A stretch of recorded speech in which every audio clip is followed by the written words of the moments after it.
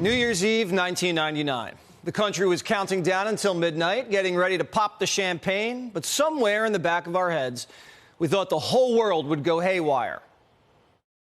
Airlines, banks, Wall Street, the military, all are working feverishly to avoid problems with the computer glitch known as Y2K. They can test and they can test and they can test, but not until the actual event do they really know. It's like sending up a space shuttle.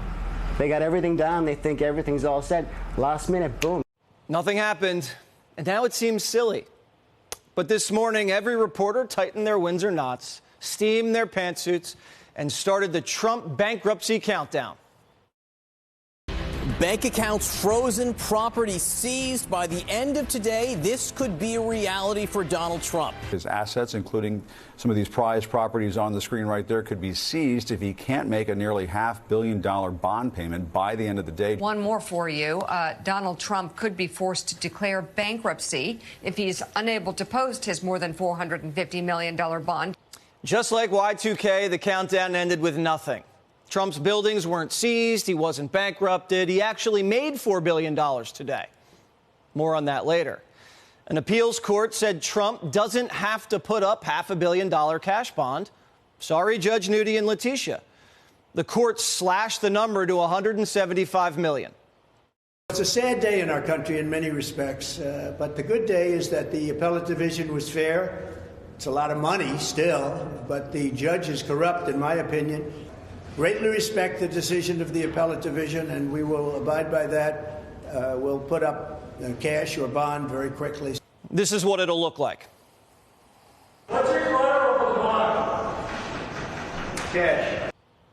The appellate court not only cut Judge Nudi's bond demand by more than half, the 5-judge panels signaling that Trump will probably win the case easily on appeal, reversing almost the entire Judge Nudi ruling while the case plays out, allowing Trump to still run his company and apply for loans. Same with Eric and Don Jr. Humiliating Trump, padlocking his properties and stealing his cash before the election. That won't happen. Today was a good day for America. You can't bankrupt a man just for beating Biden in the polls. I have a lot of cash. You know I do because you looked at my statements. But I would also like to be able to use some of my cash to get elected. They don't want me to use my cash to get elected. They don't want that. They don't want me taking cash out to use it for the campaign. Are you going to start putting money into your campaign? You haven't done that since 2016. Well, first of all, it's none of your business, I mean, frankly. But I might do that. I have the option. Every indictment helps Trump, and every court victory helps him even more. We're witnessing a political injustice, and every day that he survives, he looks stronger. And Joe Biden looks weaker, and the system more corrupt.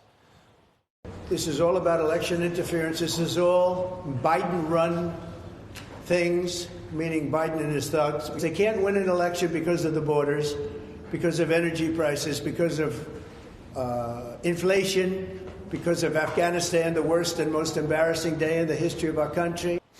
This was too much for MSNBC and CNN, who punched the censor button while he was just warming up. Well, I respect the appellate division for substantially reducing that ridiculous amount of money that was put on by a corrupt judge named Engoron. He ought to be looked at. And so we'll continue to listen into Donald Trump, but as he continues to make what are provably wrong statements. Trump there laying out a plethora of falsehoods, perhaps the most blatant one, that all of these criminal cases were orchestrated by President Biden. As the president is answering questions from reporters, more falsehoods from former President Donald Trump, again repeating this false claim that President Joe Biden is behind the slew of legal issues that he's facing.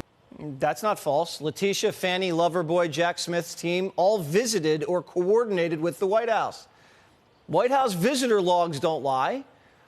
Convicting Trump before November is the centerpiece of the Biden re-election campaign, which is why every time cases get calendared or Trump wins on appeal, the media turns suicidal. Honestly, this is so infuriating, I don't even know what to do. I don't even know if I care what the process is. He basically fashioned himself his own private militia to try to take over the Capitol. You know, now he's getting his own private system of justice. This is an absolute travesty. It would not happen for anybody else. Anybody else, it would be like, sorry, buddy, you lost, pay up. For him, he gets his own set of rules. Trump's getting special treatment by the legal system. Khalid Sheikh Mohammed was provided more due process.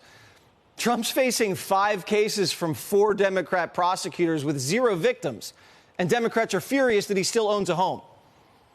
Get ready to get even angrier, because on the same day his bond was slashed in half, Trump's Social's parent company, Truth Social, their stock soared 35%, giving Trump a $4 billion cash injection.